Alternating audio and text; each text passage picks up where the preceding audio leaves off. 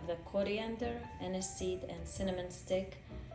Putting it to a boil in water. I have 3 cups water. When it comes to a boil, I will simmer for 3 minutes and then I'll turn it off and let it cool to warm. And use that flavored water to knead my dough. Here's the Mastixi. It's from Chios. It's a certain gum that has a floral, delicious smell and taste. I'm gonna add about 3/4 of a teaspoon into the dough as well. I will need to grind it. I add a little bit of sugar to make some coarse grains inside to make it easier for me to crush it. Now let's drain the liquid to get rid of all the grains.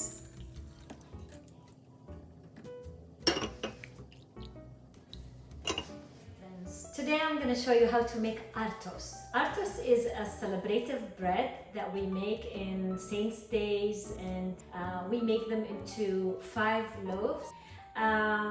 It is simple, it's delicious, and since we are making 5 loaves, at least make sure to have like 2 cups of flour for every loaf. So I'm making today 10 cups of flour. I will do them in 2 halves because the machine doesn't really knead great when you have a lot of weight. So I'm making 5 cups at a time. So this is 5 cups of flour that I have here, and I used bread flour. You can also use regular flour. I have a touch of salt, a little less than half a teaspoon. I have here the flavorings are gonna be coriander, anise, some Mehlepi or mahlab, and Mastixi or Mystica.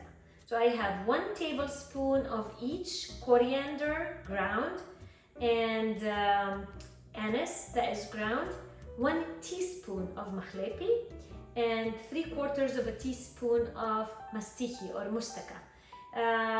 The Mehlepi is optional, but I love the flavor and I always add it to mine. And those will go into the flour.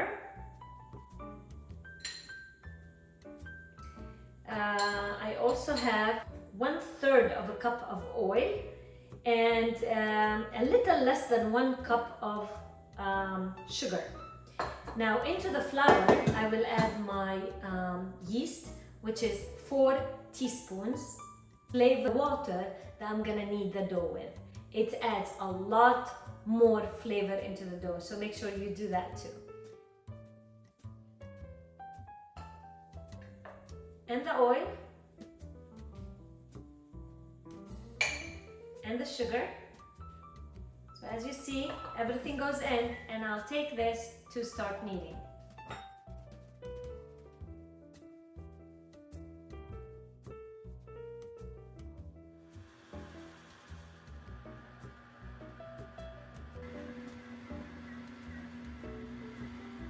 When the dough takes kind of a shape like this, it becomes one ball, just check it. It needs to be tacky, sticky, but not doesn't cling to your fingers.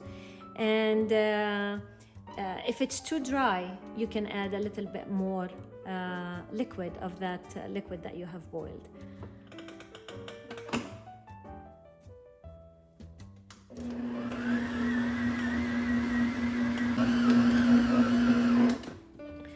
Let's check. So the dough is really nice, stretchy, soft, and I'll let it rest for 5 minutes. And as you see, it's very soft, stretchy. You don't want it to be too dry. So just roll a couple of rolls like this.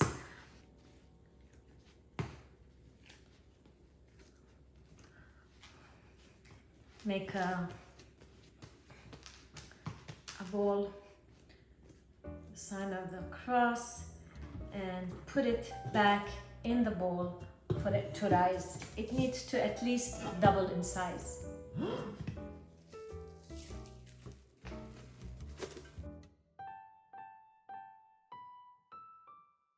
So now this is the 2 loaves that I prepared, and I let them rise again. They have puffed and became almost double in size, 1.5 to 2 times the size. Now I take a blade and I score a cross on it.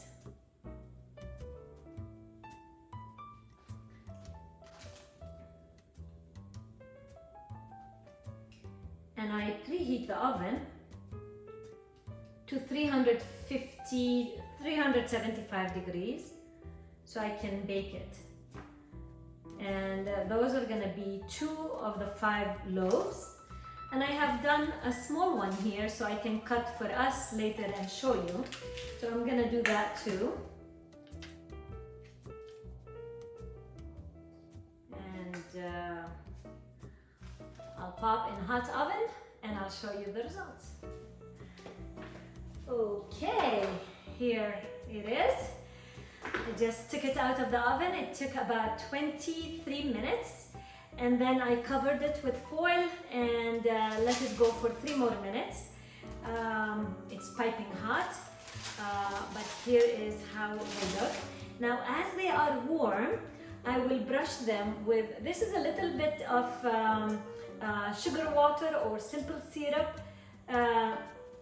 I will just brush the dough, the loaf I mean, as it's hot, and it will dry and it will give it a shine that will make it much more beautiful. And I did also bake the small one, which as soon as it cools down, I'll cut it to show you how the texture is from the inside, and I will get to taste it too. Now this recipe is the vegan recipe. There is also a dairy recipe for Artos, which I will post sometime soon. Okay, time to test the bread. It's still warm. I cannot wait until it's cold. So I'm gonna just go ahead and cut and see how it looks. Let's see. This is the bread. How soft. It's like cottony. Very, very soft. Very tender. It's like a cloud.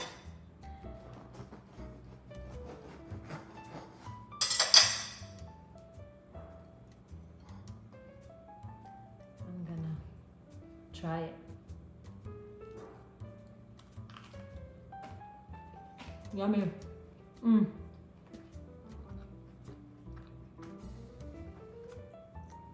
It's absolutely delicious.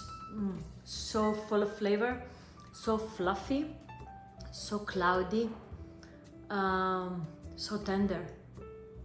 Delicious. Try it.